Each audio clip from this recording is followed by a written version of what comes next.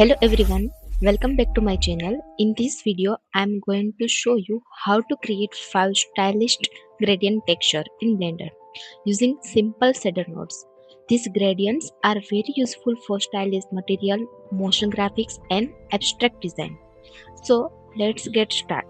First, this is the default Blender scene. I will delete the default cube. Now press Shift plus A, mesh and add a ecosphere.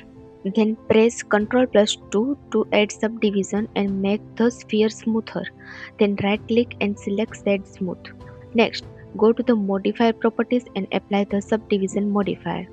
Now switch to the shading workplace. On the left side, you will see this panel. So now close the left panel to make the workspace bigger. You can resize the panels as you like to make the workspace comfortable. Now let's start making our gradient texture. First, add a new material. You can see the principal BSDF shader already connected. Now press Shift plus A, search for color ramp and edit. Connect the color to the base color of the principal BSDF. To control the gradient, we also need a gradient texture. So press Shift plus A and add gradient texture. Connect the color to the vector of the color lamp. Now we can control the gradient easily. Next, press Ctrl plus T to add texture coordinate and mapping nodes. This shortcut works if the node wrangler add-on is enabled. Now, in the mapping node, rotate the y-axis to 90 degrees. This makes the gradient go from top to down. Then go to the color ramp and change the color setting. You can also change the interpolation from linear to ease for a smoother transition. I will set the bottom color to dark blue and the top color to sky blue. And that's our first gradient style is done. Now we will create the second texture. First, duplicate the object and move it slightly on the x-axis. After duplicating, go to the material properties and click on the small number icon to make the material single user so the texture can be edited separately. Now add a noise texture node.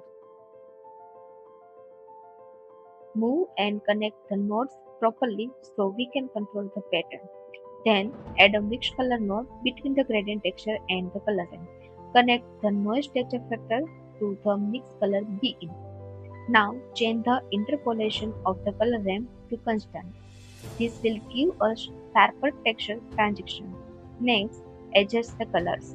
You can experiment with the mix factor to create different patterns. Also adjust the noise texture scale to make the texture more interesting. Now connect the mapping node vector to the noise texture vector so we can control the scale and direction. To create another variation, change the colors. I will replace the dark blue with purple and sky blue with light pink.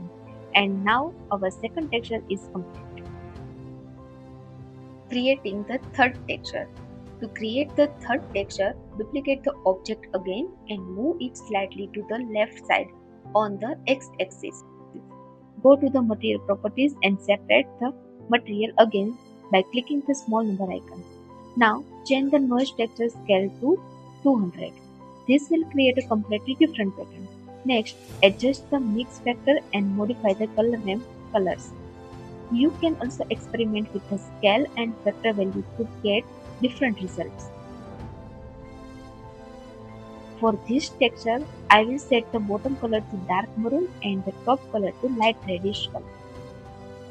And our third texture is ready. Creating the fourth texture, now duplicating the object again for the fourth texture. Separate the material again. This time we will delete the noise texture and instead add a wave texture. Connect the wave texture color to the mix color P input. Connect the mapping vector to the wave texture vector so we can control the texture direction. Experiment with the X, Y and Z scales value to see different results. You can also adjust the distortion and vector values to modify the pattern.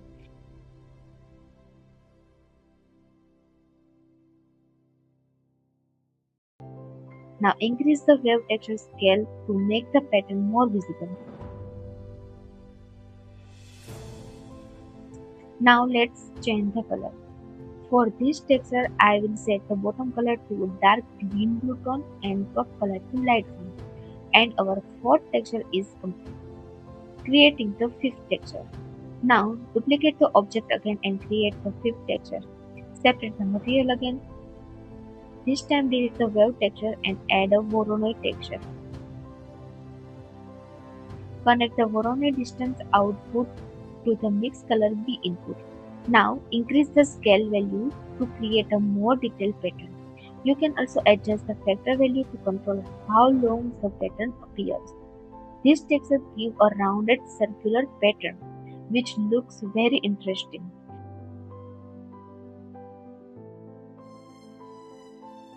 Adjusting scale, factor, distortion and colors. Now change the colors.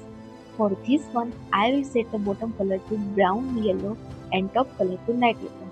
Of course, you can choose any colors you like. And now our fifth texture is complete. So, in this tutorial, we created 5 different textures in Blender.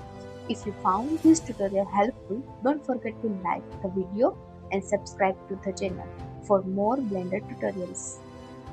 Subscribe for more Blender tips.